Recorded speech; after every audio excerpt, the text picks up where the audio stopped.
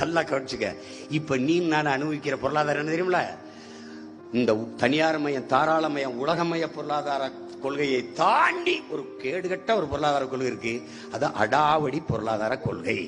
இப்ப உனக்கு நான் என்ன சொல்றேன்னா, நம்ம ஒரு விவசாயம் பண்றோம். 10 ஏக்கர்ல வாழை போடுறோம், 10 ஏக்கர்ல கரும்பு போடுறோம்.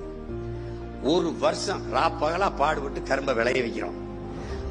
ஒரு வருஷம் ராப்பகலா பாடுபட்டு தொகையை கிழிச்சு விட்டு மண் அணைச்சு விட்டு ஆடு மாட்டு கழிவை கொட்டி வாழைக்கு தண்ணி விட்டு ஒரு தென்னைக்கு இடையில தேர் ஓடணும், வாழைக்கு இடையில வண்டி ஓடணும், கரும்புக்கு இடையில நெல்லுக்கு இடையில நண்டு ஓடணுங்கிறான், கரும்புக்கு இடையில நரி ஓடணுங்கிறான், அவ்வளவு இடைவெளி இருக்கணுங்கிறான். இப்ப இந்த வாழையை அப்படி பக்குவமா நட்டு வளர்த்து அவர் தார் விட்டுட்டாரு. அவரு விட்டவொடனே நான் என்ன பண்றேன், நாளைக்கு ஆட்களை கூட்டிட்டு வந்து, இன்னைக்கு வரமாட்டான், 100 நாள் வேலைக்கு போயிருவான், அன்னைக்கு சொல்றேன், அவனை கூட்டிட்டு வந்து இந்த வாழைத்தார வெட்டிக்கிட்டு போயிருவோம். நான் இரவெல்லாம் என் பொண்டாட்டியை கூப்பிட்டு என் பிள்ளையை கூப்பிட்டு, அப்பா நாளைக்கு 10 ஏக்கர்ல முதல்ல 1 ஏக்கரை வெட்டி ஏற்றிடுவோம்ப்பா வண்டியில, அதை கொண்டு சந்தையில வந்து இறக்கி விட்டு அந்த காசை வாங்கிட்டு வந்து அது கூலிய வேலை செஞ்சவங்கள கொடுத்துட்டுப்பா, அந்த கடன் அடைச்சிட்டுப்பா, இப்படிலாம் திட்டம் போட்டிருப்போம். காலையில நான் அங்க போய் பார்ப்பேன், ஒரு வாழைத்தாரு இருக்காது. அது யார் சாப்பிட்டுருப்பாங்கிறீங்க?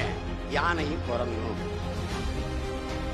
முழுக்க குரங்கு பூரத்தை வாழைப்பழத்தை தின்னு, யானை கரும்பை தின்னு கதை முடிச்சுட்டு வந்திருக்கும்.